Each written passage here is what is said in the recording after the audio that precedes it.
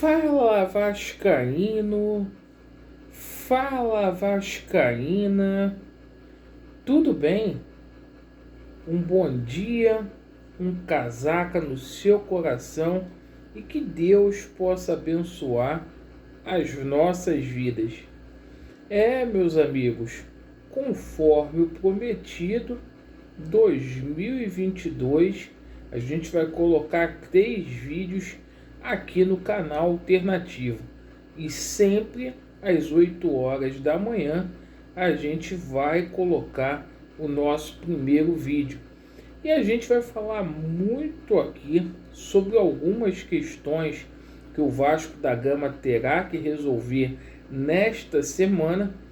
Uma delas é a questão de salários atrasados aí.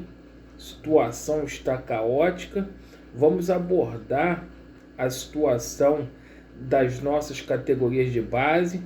Hoje o nosso sub-20 viaja para São Paulo visando aí a Taça São Paulo de Júnior. A gente vai falar sobre a reapresentação hoje do Vasco da Gama, os atletas que o Vasco da Gama contratou, outros aí que estão por vir. Então tem muitos assuntos bacanas. Você que ainda não é inscrito no nosso canal Alternativo, eu peço ao senhor, à senhora, para nos conceder essa honra, se inscreva aqui na seita vascaína, deixe o seu like ou o seu dislike e ativem o sininho. Bom, meus amigos, vamos começar aqui falando sobre a situação dos salários atrasados. O Vasco precisa resolver essa situação o mais rápido possível. A diretoria do Vasco da Gama aí fez uma promessa para os funcionários que nesta semana o Vasco iria pagar pelo menos uma folha.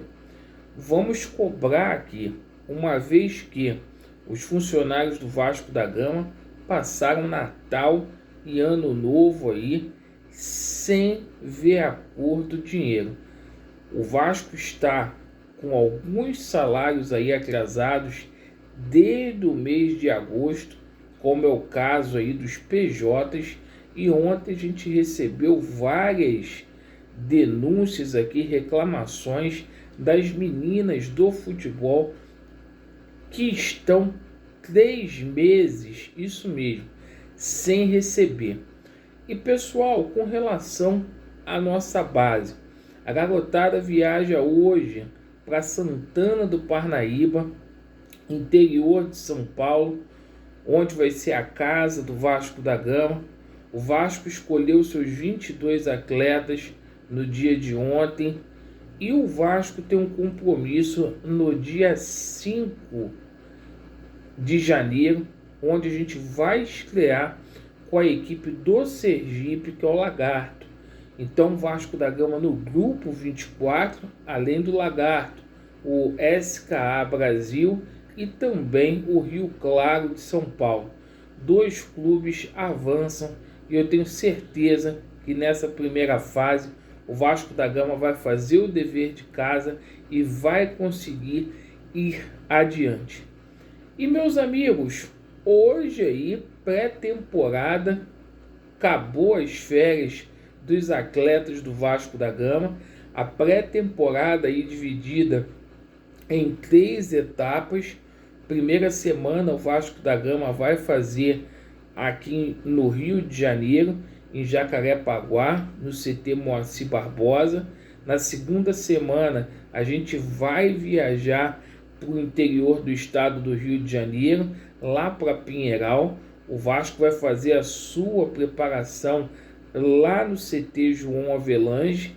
E na terceira semana onde a gente vai estrear no Campeonato Carioca, a gente volta para o Rio de Janeiro. Primeiro jogo do Vasco da Gama, que está marcado aí para o dia 26 de janeiro, contra o Volta Redonda, lá no Raulino de Oliveira. E o Vasco da Gama, de segunda a sábado, vai fazer aí treinamento integral, certo? Primeiro treinamento começando 9 horas da manhã, segundo treinamento começando às 16h30 da tarde e folga apenas no domingo. Essa vai ser a rotina aí do time profissional do Vasco da Gama até a estreia do Campeonato Carioca. Com relação à apresentação de hoje, alguns jogadores não vão se apresentar.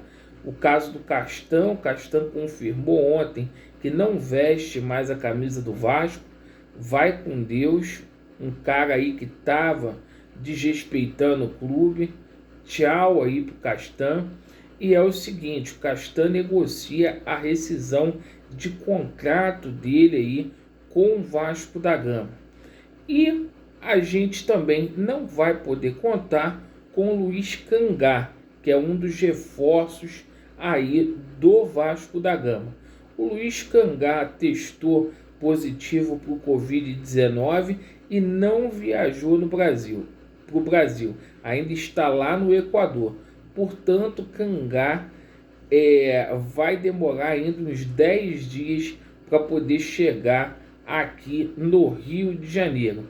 Bom, meus amigos, e fica aquela situação, né, do Vanderlei, que o Vasco da Gama está tentando fazer a rescisão de contrato de forma amistosa, do Bruno Gomes, que tem proposta aí oriunda do Internacional, e do MT do Atlético Paranaense, jogadores que poderão deixar o Vasco da Gama.